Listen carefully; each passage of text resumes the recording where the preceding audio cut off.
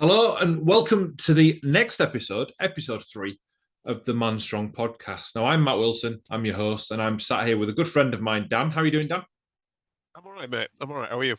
I'm very good, thank you. Even better for this because I know I've been waiting a little while to get Yeah. this chatting. And what we were just discussing and what I think is really pertinent for us to talk about in this episode is that idea of taking responsibility, that idea of running with it. As guys, we do this. It's common for us to do this, giving it 110%. And what effect that can have on us, on our identity, and actually whether that's always healthy, but also what's driven behind that. What is the energy behind that? Who are we doing that for as well? So that's a big thing for us to unpack. But I suppose the reason why we want to talk about this, Dan, is since in the few years that I've known you, you've had a few different job roles, right? You've had a few different career choices and interests. And where did Yeah. where did that start for you? I mean, I met you as a PT, right? So we'll start from there. It's as good a place as any. Yeah. So, well, like we were just saying, right? So, from a PT point of view, I got into it because I was overweight. I was unhealthy. I wasn't happy with my body, all that kind of stuff in my early 20s, and to the point where I'd say that the key thing was I got out of breath trying to tie my shoes. Yeah, And that's like the wake up call. That's like, okay, I need to do something about this. And this ties into the thing you were just saying there about giving everything 100%, 110%. When I do something, I really do it. mm. Like I don't just, oh, I'll have a go at that and whatever. And rather than just going to the gym, getting a PT and, doing a few sessions or using the treadmill or whatever that people do when they want to lose a little bit of weight, I decided to become a PT. Um, so like I just went head first into this thing. I kind of went to one or two gym sessions, got to talking to a couple of people, and just fell in love with this environment and this kind of like constantly wanting to better yourself and whatever. It felt like a really positive environment. Yeah, Um, and I just wrapped myself up in it, and it became kind of like who I was. It became my entire identity to the point where I was getting out of bed at 5 o'clock in the morning to be at the gym for 6, and if I missed a session, I'd be depressed. You know, um, mm. because I kind of made it who I was. Yeah, You know, um, like really, all I ever thought about was like the whole bodybuilder mentality of you're thinking meal to meal, you're thinking gym session to gym session, you're planning your life around what you're gonna do from that like bodybuilding perspective or whatever. I was doing that. I was living that kind of life to the detriment of other stuff. Um, I remember something. My wife said something years ago when we've got 3 kids, and when our middle child was born, when he was a baby, she kind of rolled over one morning and said to me, "Oh, you'd rather get out of bed and go to the gym than." Do you know what I mean? mm. And she didn't say, she wasn't saying that in a negative way, but she was right in the sense that I was putting my priorities in the wrong place. I was going too hard on this stuff that ultimately meant a 6 pack and not much else. You know? Do you know what I mean? There was nothing under. It wasn't doing anything underneath that. It wasn't giving me anything other than the physical. Mm. You know? Does that make sense? Yeah. The idea of that it almost feels materialistic, doesn't it? I Um, did it to the detriment of everything. okay. You Yeah, know? because it's difficult, isn't it? When we engage in something that matters, there's nothing to say, and if you're watching this and you think, well, actually, I love my hardcore mentality of making sure it's done. Consistency is super important when it comes to progress, Yeah. and but I think it's the fact that you've been able to reflect on it and then realize actually you had made this such a big priority when actually deep down you wanted to make sure other things had a place there too. Yeah, well, you've got to look at it like the thing I always try and say to people now is you've got to look at it with a sense of perspective of does it fit into the things that you're doing or does it overtake the other things that you're doing? Mhm. So, from my situation at the time when I started kind of doing all this stuff, let's see, 2013. So I had two 2 kids at the time. We'd got married in like 2011, so I was fairly newly married. Um, a job, you know, mortgage, all that kind of stuff. And yet that 1 hour a day that I was spending in the gym was the thing that took over my thoughts. Do you know what I Mm. mean? And you look at it in perspective of like that's a tiny aspect of a life. Um, but it took over it. Do you know what I mean? And it didn't need to. Like I didn't need to be as strong as I was at the time. I didn't need to be physically. I didn't need to be Yeah. as physically strong as I was. I didn't need to deadlift twice my own body weight. It's not necessary. Do you know what I mean? I needed to be strong enough to be. I wasn't competing. I wasn't, I wasn't training for strongman or anything like that. It was all about the ego. Mhm. Um, you know, I didn't need to do these things. I didn't need a six pack for anyone, really. Who was I doing it for? No idea. Because my wife didn't care. Do And you know that's what I mean? yeah, and that's the other thing that I'm thinking as well, because like you said, you were, fairly newly married and you're in this situation and going so full on into something. And I can level with you Yeah. because I've been in the similar position with the gym before. When something takes over like that, you're then in a position where your priority has shifted. Now, good or bad, your priority has shifted. We know that that is the fact and that's the way you feel. And then the people close to you, because it has such a big effect on, like you said, your identity, everything you did, the reason you were motivated to get through the day was to a gym session or to your next meal. That's a shift that almost, let's be frank, these people haven't signed up for. So your wife got Yeah. with you for the Daniel you are, and if something becomes as big a priority that changes, Yep. then there can be difficult. There can be some rifts, and I suppose comments must have been made. Or did how did that work between the both of you? Um, well, to be honest, right. So the one thing I will say is that everything I've done, and like I said to you before we started recording that a family member said to me recently that they've never known anyone change their identity as much as me. Which is true. Like I said, when I get interested in something or when I find a new passion or whatever, I will dive into it 110%, which is why I ended up becoming a PT. Um, and my wife is endlessly like patient with that, right? Like there's always like, and you know, I can't help it. It's just kind of the way I am. But she puts up with a lot, you know. So with that framing in mind, if ever there were to be a comment, and there will have been, I don't remember. There was times when I was getting her to make me steak and asparagus at 6 o'clock in the morning. Do you know what I mean? And questions are going to be asked, and tempers are going to be frayed. And you know yourself what Mm. it's like when you're trying to cut weight and stuff like that. You're a horrible person to live with. You can You be, know, you can be, yeah. can And be, and yeah. I was. So things will have been said and comments will have been exchanged. But at the end of the day, the one thing I can look at it now and look back on it and think is, but I was the one driving it. If there was any fault to be had, it was mine because I was forcing it upon people like you said that didn't ask for it. And it's the same thing now. I like with the comedy stuff that I'm doing now, it takes a lot of work. And like last night, I went to Hull and I didn't get back till 11:30.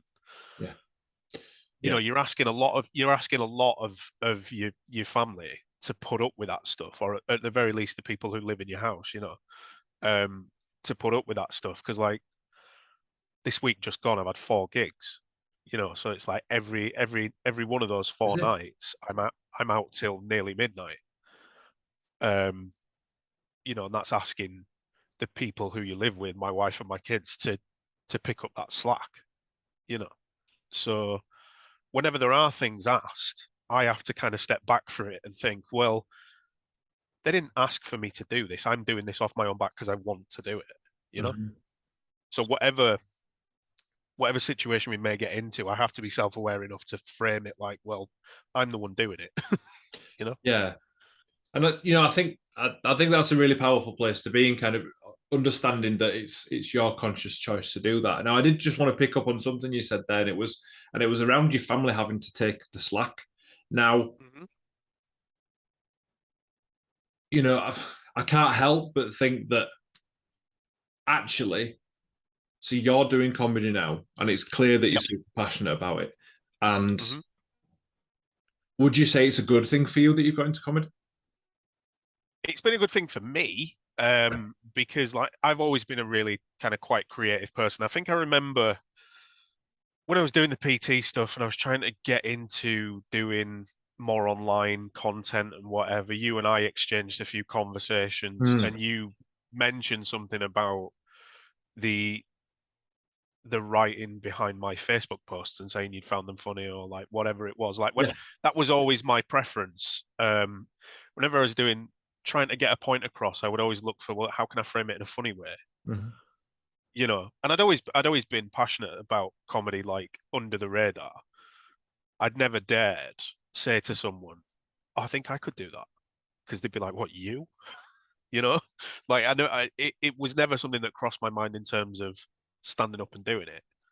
Um, but then you get to 36 and you're like, well, if people don't like it, then whatever, you know. But like I said, I have to try and maintain that perspective of like, yeah, that's fine for other people that I don't know or people that I'm not, don't particularly care about or whatever way you want to phrase it is. But Mm. I still have to be conscious of the way that it impacts people, my family. Yeah, I mean the reason why I asked, whether it was good for you is because I, truly believe, and I'd love to kind of explore this, is that I truly believe that if you're following, whether it be your purpose or however you package it, your passions, your purpose, Yeah, um, what you truly want to do, and what makes you a better person, what makes you feel like you are a better person, yeah, whether that's ever going to be a bad thing for the people that are around you. Yes, the choice is to, for example, be out 4 nights that week and see those people less is a choice that you're making, and that has a practical implication. But yeah. is that a negative? I'm not sure it is.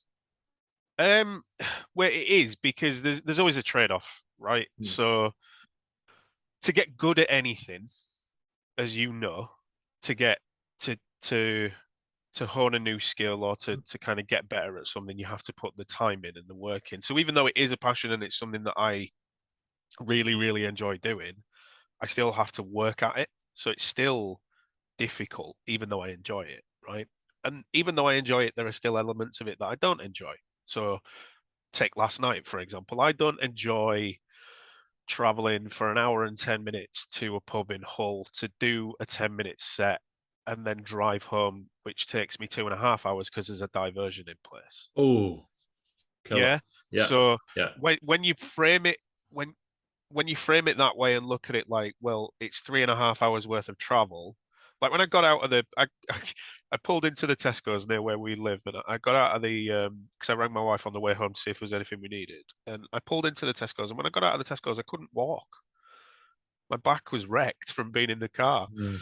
because basically I'd got out of the car in Hull, gone to this pub, watched one guy do 10 minutes. I did my 10 minutes and then I had to shoot off. So I was out of the car for a total of about half an hour and then I was back in it again. Yeah. So I was in the car for 3.5 hours, you know. So there's those elements to it, even though I love doing it and I want to do it and I'm trying to get better at it and I'm really kind of passionate about doing it. There are elements of it that make it inconvenient, Mm. you know. Um, and it was the same with the PT stuff. You know yourself, if you want to make it work, um, clients aren't necessarily available during the working day. Mhm. So you've got to give them sessions when when they're available, which can occasionally be outside of the working day, which means you're taking time away from the family. And that's what I used to do. Because I had a day job, I wasn't available to train Mm. clients during the day. Yeah. I had to train clients on an evening. So it was quite a similar thing in the sense that it took that time away. Yeah. Um, so that's where the bad stuff comes into it. It's not a bad thing. in and of itself, to answer your question, Yeah. because you're pursuing something that you care about and that you're passionate about. But there is a knock on to the people that you care about, and I've become more and more aware of that the deeper I get into it. You know, like, so just as one example, obviously we've spoke about this a little bit, but I'm doing the Brighton Fringe this year, Mm-hmm. which means I'm in Brighton for 5 days in May. So that's me away for 5 days. I've applied to do the Edinburgh Festival, which you can only do that in 7-day blocks. Yeah. Like, they won't accept a show. They will if you're like you're on telly. Yeah. But Yeah. you know, as an amateur, they're like, no, we only do. You can either do a full run or you can do 1 week blocks or whatever. So I have to commit to a week, which means this year there's going to be 2 weeks out of the year at least where I'm not going to see my wife and kids, you know. Mm-hmm. And it's not ideal, but like I said, if you want to get anywhere with something, there are trade-offs, and that's the bit that I'm kind of rubbing up against at the minute. Yeah. Yeah. And I think that awareness of those trade-offs, that awareness that everything has everything has another side to it and a knock-on effect. And I think no doubt that probably strengthens the position in your relationship to be able to kind of perhaps not do more, or actually just to understand. I think just to understand can be really good, because when you get passionate. Yeah, go on, sorry. I was just going to say, when you get passionate about something, you can run away with it, and you can get lost in a place where I just want to drown in this stuff. This is what makes me. This is what makes me feel good, and actually what other people think, and do, can be difficult, and the knock-on effect can be harder for some than it is for others. Yeah. If your wife said to you she had the opportunity to follow her dreams and she had to be away for a week, how would you feel about that? Now, you see, I'm all for it. You know, that's the difficult thing, is she's not put anything forward like that she wants to do. Mm-hmm. But sometimes I don't know whether that's because I'm doing my stuff and she doesn't feel like she can. So I'm becoming more and more aware as I do stuff, because this is the thing, you see, I'm not only am I doing the stand-up stuff and writing this show and taking it to Brighton and taking it to Edinburgh and whatever, and being out a couple of nights a week doing gigs.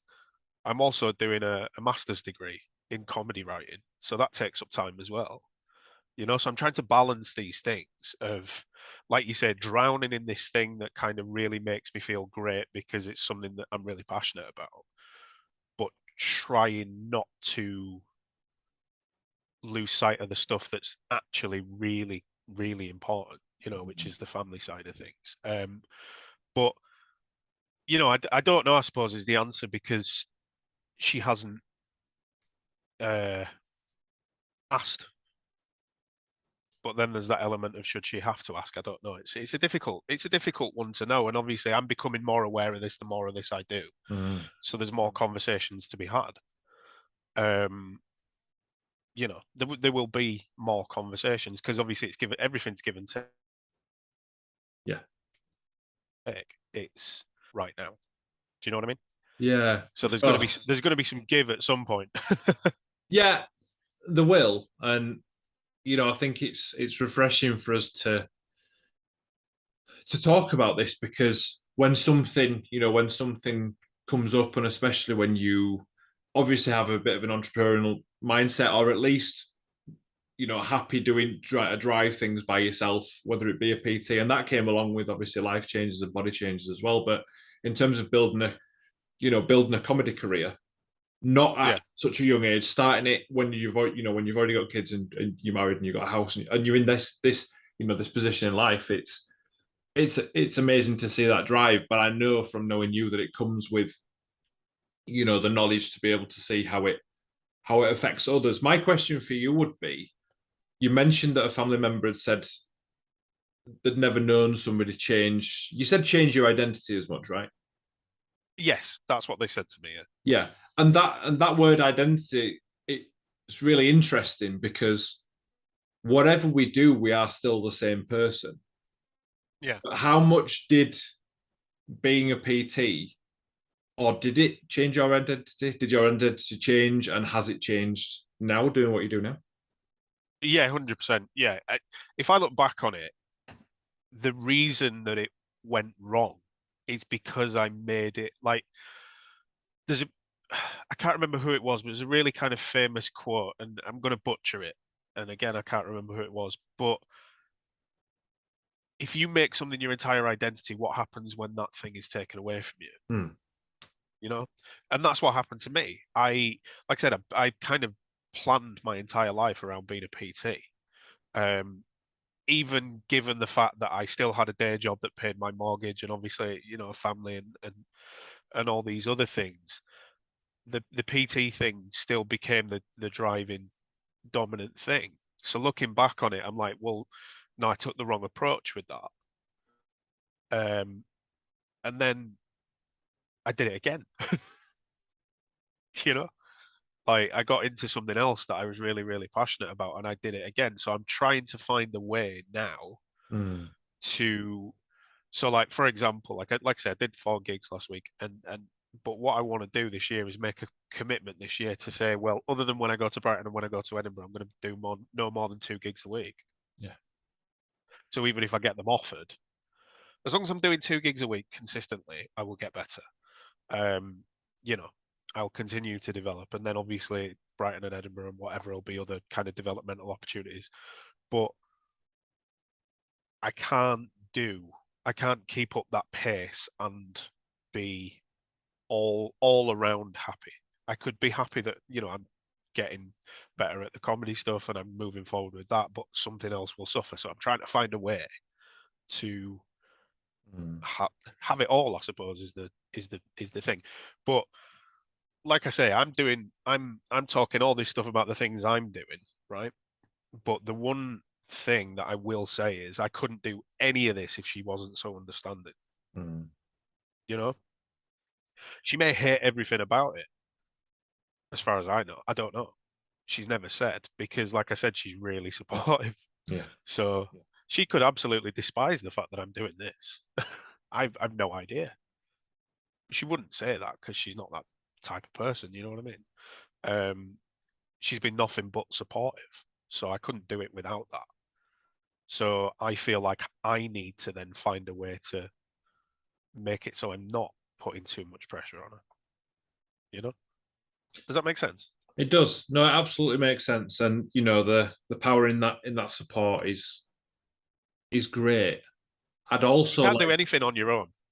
no, but I'd also like to shine on that a little bit as well, that it does come back to, she might not be that kind of person to say anything, but actually just seeing you do something you're really passionate about and the effect that actually when you are around the person you are and how you feel and the things you're able to do would be a really good reason to to not have a problem with it, to not vocalize a problem with it.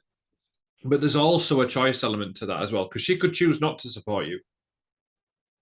Oh yeah, no, she's definitely not done that. I mean, she could do that.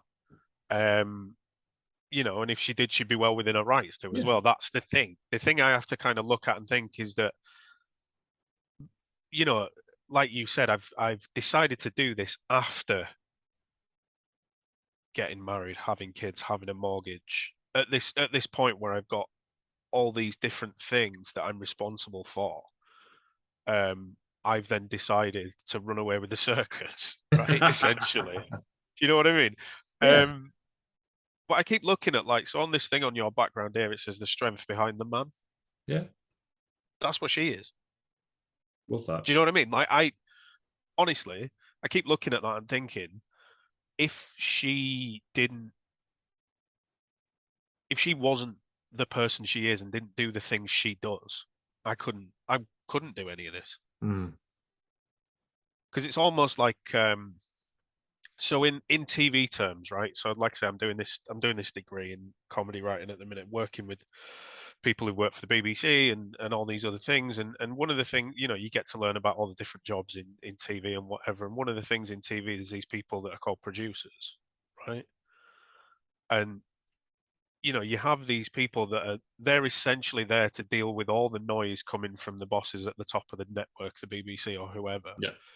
and make sure that the people making the thing can get on with their job. And to my mind, she's been dealing with all this other stuff and allowing me to do the thing that I've set about to do. Does that make sense? Yeah. Do you know what I mean? When really what she could do is just say, actually, no, can you not do that? Because you need to you need to deal with this. Yeah. You know? And at some point, you know, that will come. And I'm hoping that before that does come, I can figure out a way to, like I say, I'm self-aware enough to know that I need to figure something out. I can't have my cake and eat it. You know what I mean? Yeah, I mean, there may well be a point that, you know, that is the reaction and that she comes out and says, but then again, that all comes down to a choice. So that is a choice to no longer support you in the same way. And then, you know, like with anything in life, there are choices, albeit some feel gravely difficult to make, but then it allows you, you know, it allows the opportunity. And if anyone else has kind of had this situation and hopefully there's no restrictions based on, oh, well, what if? Because sometimes we get into a what if mindset, and what if, you know, this support doesn't last, or what if, you know, something happens down the line? Because that's what I'm doing at the minute. That's where I am at the minute. Sorry, I didn't mean to interrupt you. Right. You said that, and it's really struck a chord with me because my whole thing at the moment is well, what if? So, like, for example, the job that I do at the moment, the day job that I do at the moment, is a contracted job. So I'm not guaranteed beyond the length of my current contract, you know? So there's all those what ifs of like, well, what if they decide not to renew my contract? Do you know what I mean? And then that becomes, right, okay, well, can I continue to do this? And can we do this as a family? And what can we, do you know what I mean? So those what ifs are always there for me anyway. Yeah. Just because every what if, this might sound daft, but everything for me goes back to a financial decision. Can I afford to do it? And committing to all these different things, then you get into a situation of, well, what if my contract isn't renewed, but I've made these commitments, you know? But then, you know, the answer to that is, well, what if? And if you've shown and proved and lived the experience so far that you make it work, then, you know, and I feel this, you know, all the time. One of my biggest crutches is money, and I've realized recently I have an inherent fear of receiving something that says something is overdue, and that's my responsibility, and the effect that has on my identity and things. And I'm working through that at the moment, because actually what happens is, if your contract, for example, that, you know, that experience you just said, then if your contract was to end and then there was at that point no more work at that second, then what happens? And actually what happens is we make choices. We make choices to either find a way to make it still work and find more work, or stop following that passion, stop following that, because actually the value is a stable family, financially stable. But you make it work.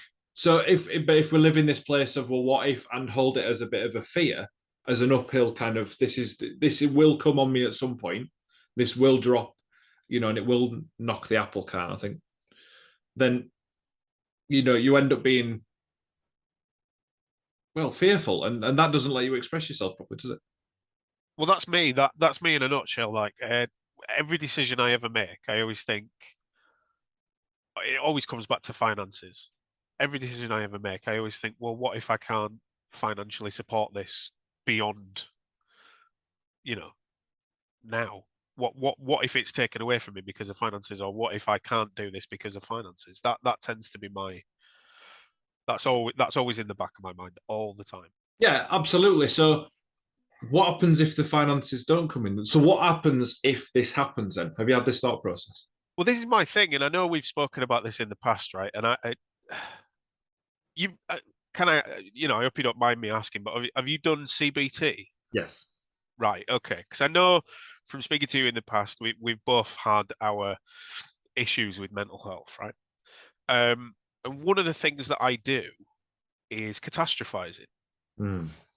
100%. Like that's me in a nutshell. So, you know, every decision that gets made, I kind of think, well, all right, well, what if this thing happens? What if that thing happens? And they're usually bad things. They're never like, so when I do gigs and stuff, for example, not so much now because I'm a bit more used to it. But when I first started doing gigs, it would be, oh, what if I get on stage and forget the words that I'm supposed to say? Yeah. Or like that was always the big fear, Mhm. is because, you know, spoiler alert, but nothing that comedians say on stage, or very little that comedians say on stage, is not rehearsed to death.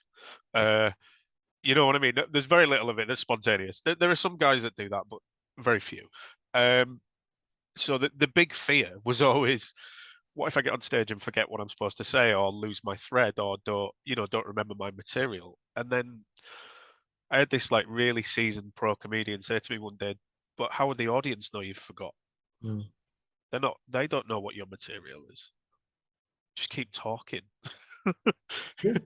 And you'll find your way back to it. But that's kind of like, that's me all over, is I will immediately jump to the worst thing. Um excuse me. And that's the same with all these other things. Every decision that I make, like I say, it's always, okay, well, what's the bad thing that could happen? And it's usually about money, because to me, the worst thing that could happen is I've got a mortgage and other commitments and whatever, and I find myself suddenly unable to pay those things. Then my Mhm. family end up on the street. you know Would they end up like, on the street?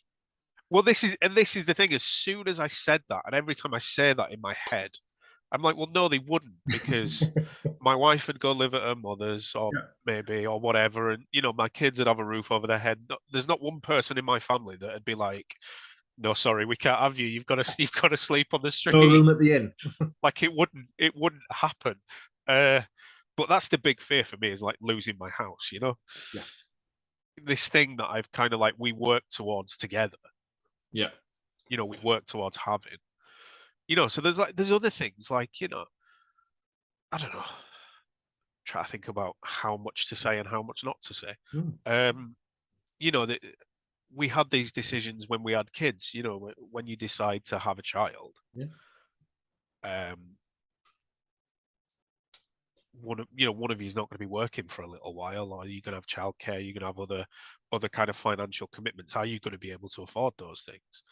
And ultimately, the thing that happens is, you always, like you've said, you adapt. Yeah.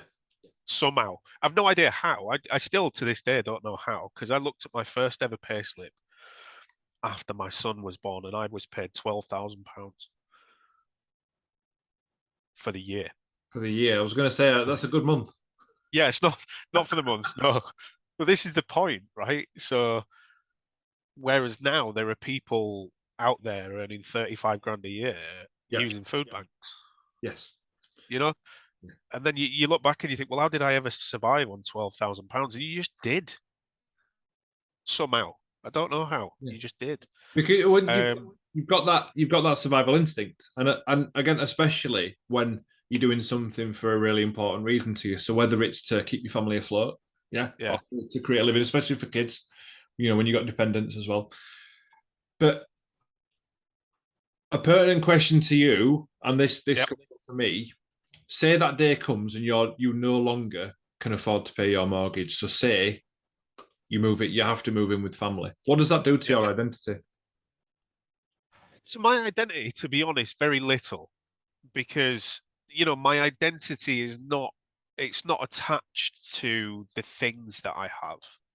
you Mm. know like my identity isn't sort of materialistic in that way. I don't define myself by having the best car, or a nice watch, or particularly nice clothes, if I'm honest. I mean, if anything, I define myself the other way, in that I'm quite a tight ass, and I'll refuse to spend a lot of money on certain things.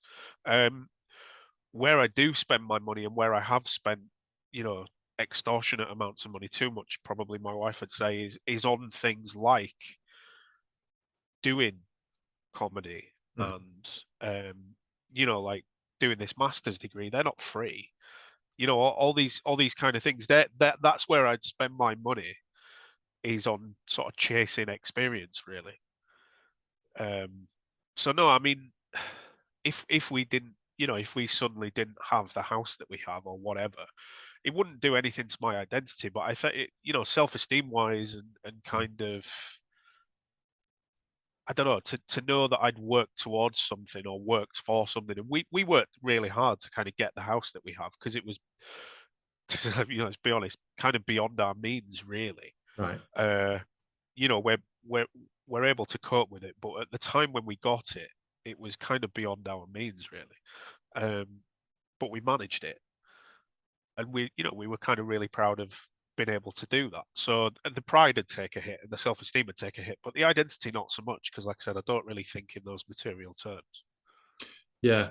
And I think the reason why I wanted to ask that question is because I think the reason why it's been such a big thing for me is because when we talk about CBT, so them automatic negative thoughts, and they talk about a lot, and there's processes to try and, get around those and get yourself past those. But one of the ones for me is that if my position financially worsens and I feel like it's because of decisions I've made for the benefit of me, so it might be getting a new car or it might be doing something else like that, and then periodically that leads to me being in a worse position, rather than looking at the whole thing and thinking, no, the price of everything are going up, so everything's feeling the pinch. Yeah. I then go, well, this makes me a bad human, a terrible adult, irresponsible. I start thinking back to childhood, and I start thinking about family attitudes towards money and paying bills and looking after things and never get a credit card, and starting to question everything. So, like you said, catastrophizing and kind of making this big thing out of, actually, this month I might have to pay something a week late, or actually I might have to contact them and say, is there any way I can work through this? Because this patch right now is tough. Well, I've done it. I've done it with money. And the reason that I think this way is because I've gotten into such a financial hole with money. I've always been terrible with money my entire life.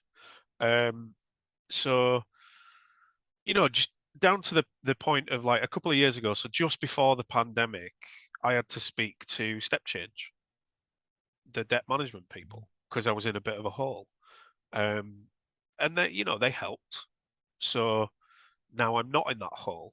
But when you get to the point of having to ask someone else for help because of decisions that you've made and things that you've done that have left you unable to, kind of, not unable to pay your bills, but like every month it was the point where it's like, oh God, we've got 10 pence left in the bank. And like, do you know what I mean? Every month we were living month to month at that point, and we still do now to a degree, but you know, that was like the lowest point for me financially. So on the back of that now, whenever I think about anything, it's through that lens of, well, I don't want to go back to that again. Okay. you know?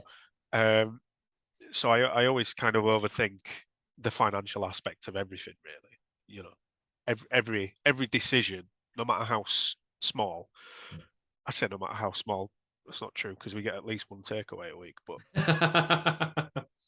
you know what I mean? Like, most decisions go through that filter of, well, what will this do to us financially? Yeah. And it I don't know about you, but it certainly makes me question the value of what I'm going to get from the decision, because things like a takeaway, for example, the idea of it is great. It might be really convenient, so therefore you don't have to, you don't have to cook, you don't have to do all these things. And actually, you can share some extra time together. Yep. Sometimes it feels worth it, and sometimes you're like, I'm glad I've done that, because actually it's enabled loads of other things. And sometimes you just think, why? Yep. Why did I bother? And take it. What I like to try and do to try and make sense of everything in my mind is to take the good and bad out of things, but to actually just look at everything in black and white. What decision did I make? And actually, what would I change next time? So now I know, through a period of having loads of takeaways, that I go, well, actually, I don't want loads anymore, because I didn't get the value out of them. And paying 30 quid for two people to eat. When actually, if I really want something quick, I can go to Tesco and I can get two meal deals if I really want. Yeah. £7. Well, this is it. I mean, for us, again, I don't want to speak for my wife, but for me, takeaways are a convenience thing. They're a laziness thing. They're a sort of, I've got food in the fridge and I could cook. I just can't be asked. Like especially, full days work. So like just for context, my wife works in a school, so she's on her feet all day, with children and stuff. So that's a really demanding, really tiring job. Yeah. So she'll come back and she'll be tired, and I don't have a physically demanding job. I work at home, but I'll still kind of get to the end of the day and I'm like, oh, some days I just can't be bothered. And when those two things meet, it's usually me, to be fair to her. It's usually me that says, should we get a takeaway? But it's a laziness thing. It's very rarely I really fancy a Chinese takeaway, or I really fancy a pizza, or I really fancy a whatever. If I really truly ask myself, do I really want this thing? No, not really. You I just just don't don't want to do something else. I just can't be bothered. I can't be bothered making the effort, putting the time in to going downstairs, washing a couple of pans if they're washing up sat in the sink or whatever. I can't be bothered to do the kind of take the steps that I'd need to take to make a meal. Yeah. It's ridiculous when you think about it, because we've got two kids that have celiac disease. Okay. So they're gluten free, right? So regardless of what we do, we have to cook for those two anyway. So it's even extra. It's ridiculous. Yeah, it's ridiculous, because I'm going to go downstairs and I'm going to cook for two people anyway. So rather than cooking for five people, I'll cook for two people. And then, it's when I think about it, I hate myself sometimes when I do it. And it isn't necessarily even the money aspect of it. It's just that thing of, you get to the end of it, and sometimes you even feel a bit grotty on the back of eating a takeaway, because it's all, all the fat and all the kind of salt and stuff that's in it. You just like, and the fact that it's so calorie dense and your body's not used to it. There's just well, quantity wise, and I have to be honest with you, and this is the shameful thing, is my body very much is used to it. Okay. That's the, Okay. that's the bad bit. We do say consistency. Yeah. Well, this is it. It's the wrong kind of consistency, but this is the thing, right? And to swing it back to the PT stuff, that's why it's really weird when I think about it. The PT stuff started because of my mental health.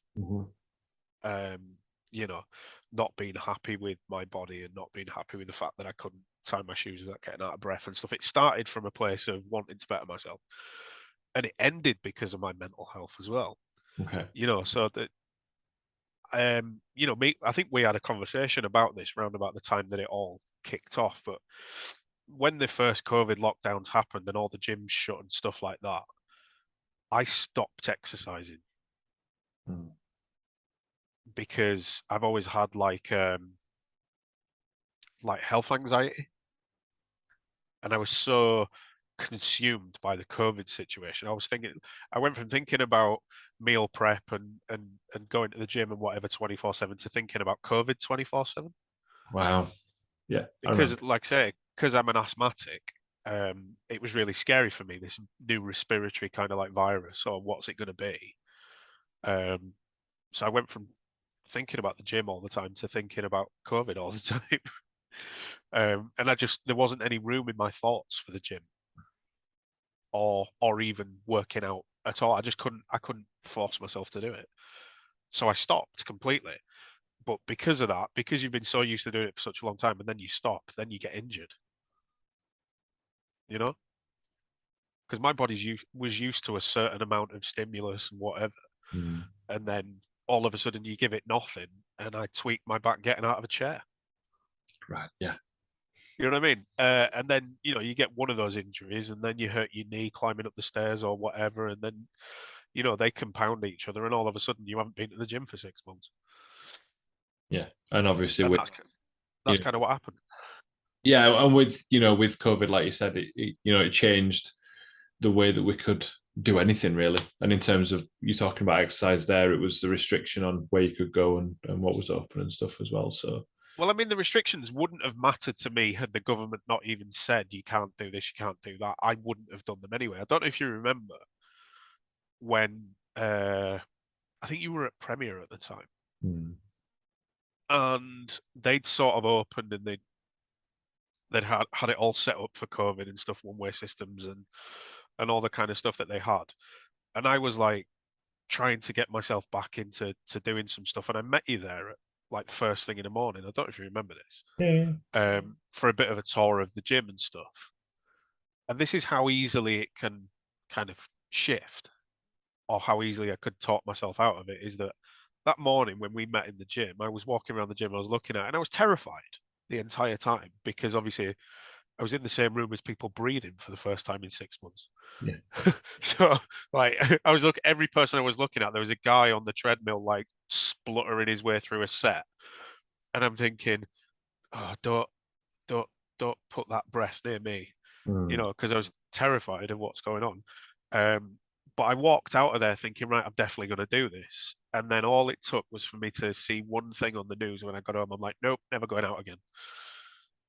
You know what I mean? It was weird. It was a really weird time. But because of that, the PT stuff just went bye-bye. Yeah. It's, thank you for telling that because it's definitely one thing that's soured my taste. I was never a news fan anyway.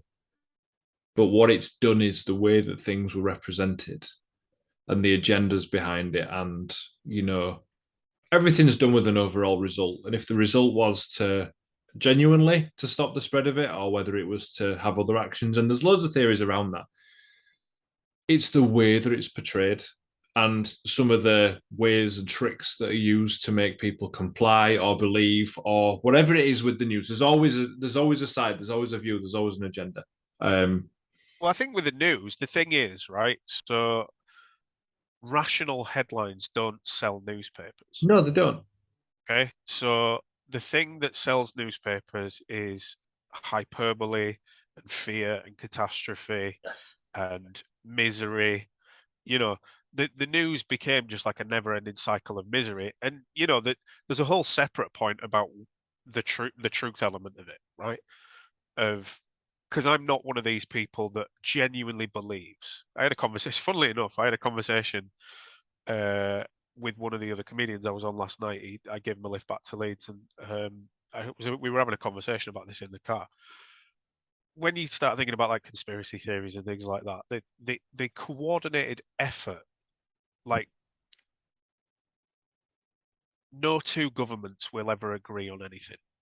No. From different countries, right? You couldn't get the government for the UK to agree with the government from France, to agree with the government from Germany, from China, from the US. Anyway, no two governments will ever agree on any one thing because their main interest is their own country, right? So for there to be a belief that there was this coordinated effort amongst the governments of the world to lock down its citizens for some sort of nefarious purpose baffles me. Because, like, I genuinely believe it started out as okay, we need to control this, people are dying, blah blah blah. Like every single country in the world tanked its own economy. Yeah. Pretty much. I mean, some of them have recovered, don't get me wrong. Some of them a bit slower. But for there to be a belief out there that all the governments in the world sat around a table and said, let's destroy our own individual countries for the purpose of controlling whether or not Margaret can go out and buy a packet of fags. It seems bizarre to me. But what is true is that the news outlets themselves, regardless of the government, the news outlets themselves have their own agendas. They're either left leaning or they're right leaning, and they either push a left wing agenda or a right wing agenda. That's where the different agendas come in with news. And like you look at who owns the news and what they might want to, like Rupert Murdoch owns Sky. Yeah.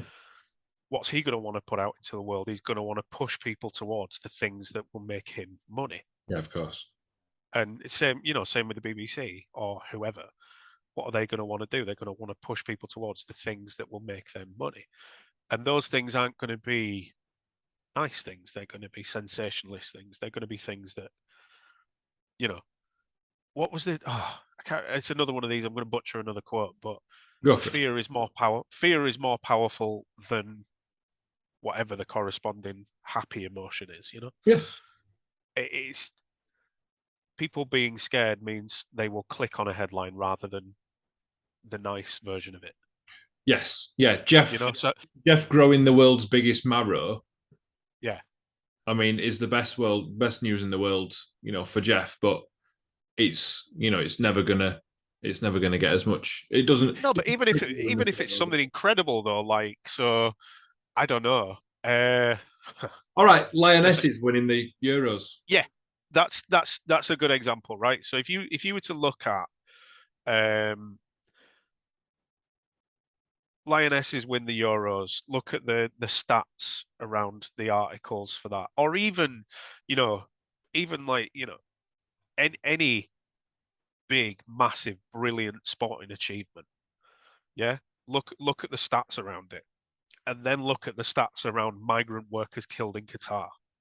Yeah, people want to see the doom. They don't want to see the good stuff, and I don't know why. It must be a human thing. It's a weird. It must be a strange process in the brain chemistry somewhere. Yeah, it that must means be. we automatically go to the rough stuff. But that was what I did. That's the point. Is that I was addicted to constantly keeping up with the news on COVID because my own brain convinced me that I needed to do so. Yeah. And when you do that, there's not a right lot of room for anything else. No, I can begin to imagine that. I have got one question. We are running short on time a little bit, but I do have a question for you, which may take a little moment for you to answer, but we never know. Well, let's see. What does it mean to Dan to be a man? Oh, yeah, that's a big question, isn't it? That is a big question. I just wanted to, there's no right or wrong answer, but I think it's and it's so individual as well. But I think it's just such an important one for us to end on. Do you know what's interesting, right? Because it's funny because knowing what this podcast's about and I'd started thinking about things like this before I came on to talk to you, right? And I kind of decided that I don't know anymore what it means, but I'm going to externalize it rather than thinking about what it means to me. Mm-hmm.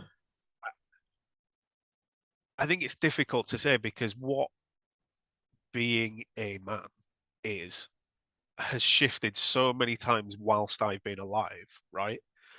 So if you think about when we're relatively similar age, right? So if you think about when we were kids, like whatever, 10, 11, men were Sylvester Stallone, Arnold Schwarzenegger, Bruce Willis, you know, it was action hero. Like that was, if you said man, that was the image that you kind of thought of at the time.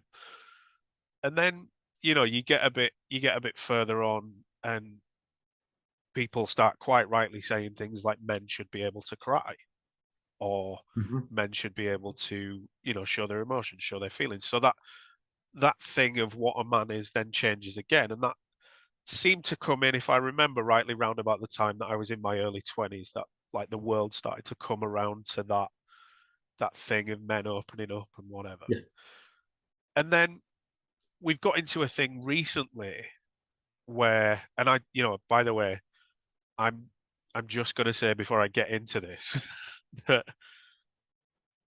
I'm not giving an opinion on any of this because it's a very inflammatory subject. But I'm just going to point out the fact that there is now we're now in a world where I don't know, people seem to not value men. Would be the way I'd look at it. Somehow, and again, I'm not really thinking about myself, to be honest. I'm thinking more about longer term and thinking about my kids and stuff like that. Because I've got two boys, so thinking about things like that is like Sometimes, depending on who you're talking to, and this isn't everyone, by the way, but just thinking about who you're talking to, sometimes you feel like you might have to apologize for being male. Does that make sense? It does. I think there's been an increasing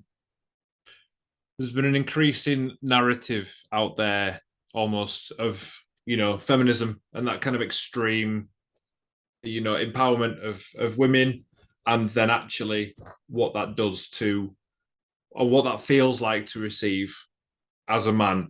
Because I think it comes down to the fact that it can feel like we're being told as a man that we have basically told women what to do all our lives. Now, that's just, societally, that might have been the role that men played, and we've looked at that. I looked at that in episode 1, which was fantastic. If you've not listened to that one yet, please go through. And we looked at masculinity entirety through Victorian ages all the way through to now. But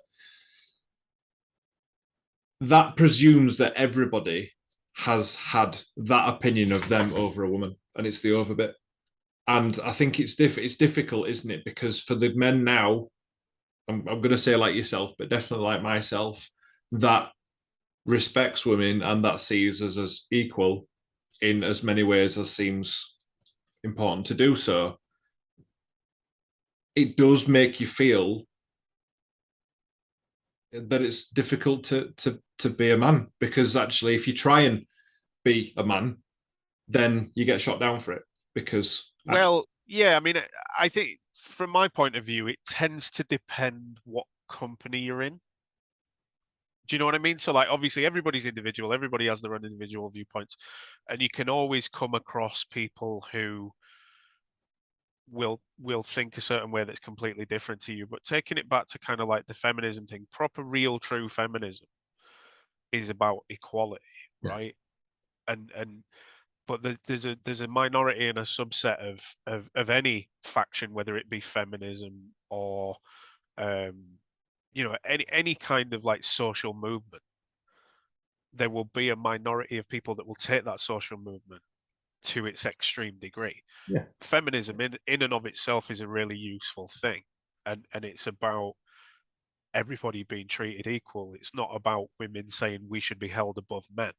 Like, I don't know.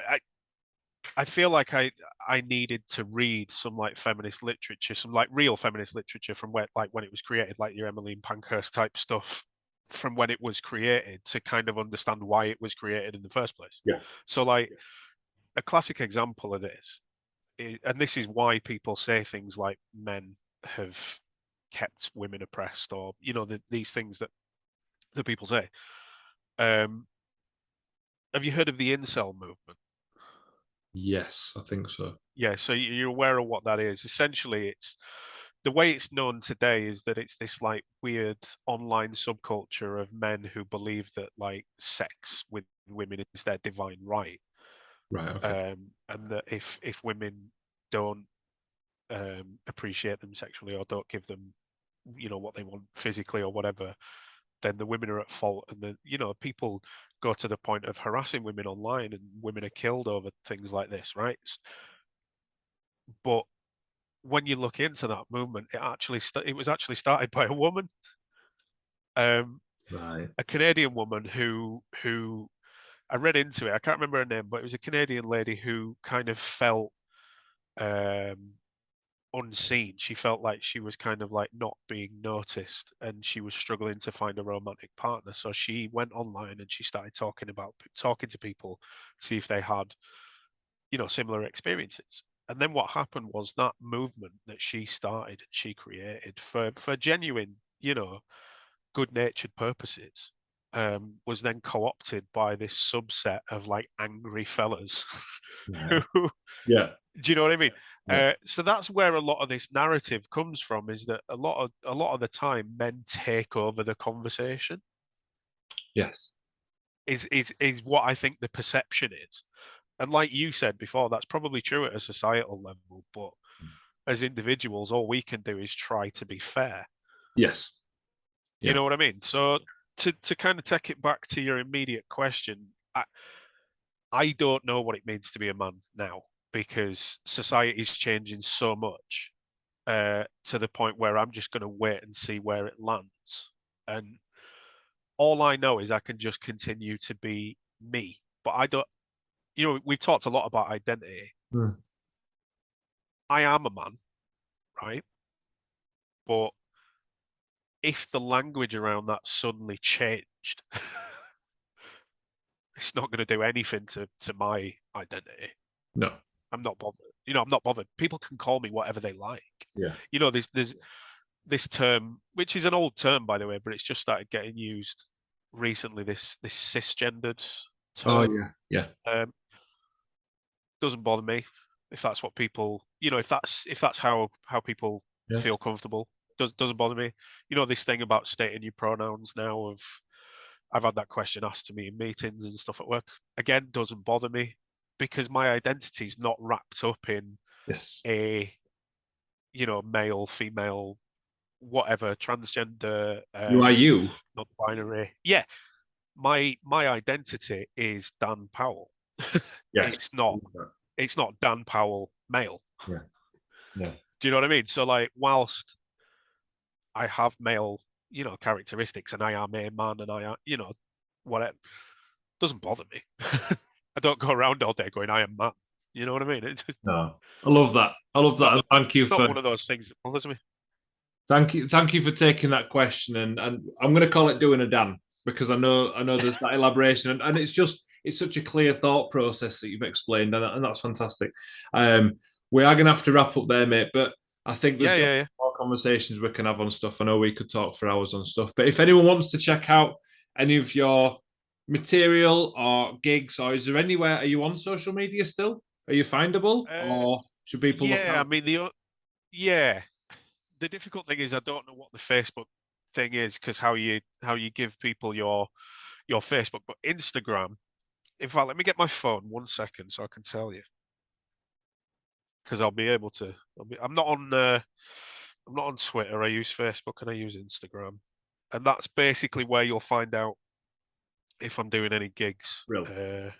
And I'll put the Instagram for anybody on the description. For anybody in Leeds or local to Leeds, I'm at Santiago's bar pretty much every Wednesday, and that's in the Grand Arcade. There's a couple of guys there that run a really cool night, so I've started going there every week. And I'll just find.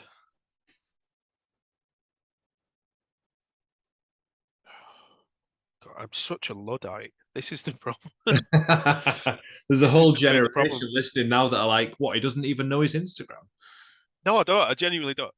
I'll give you the Instagram. I don't know the Facebook, but the Instagram is Dan_Powell, POWELL_comedy. Perfect. Thank you for that. But yeah, I don't know much else. And like I said, if anybody is local, Santiago's bar every Wednesday. Wonderful. Well, thank you for sharing that, Dan, and thank you for coming on and spending time today, buddy. Guys, if you're still listening at the end of that, thank you very much. We talked about a lot of stuff. It's been very, very good and very refreshing to talk so openly about stuff. Check out the other episodes and please click follow/subscribe, whatever you have to do to be notified of any content that comes out soon. Thanks again. And from me and from Dan, have a wonderful day.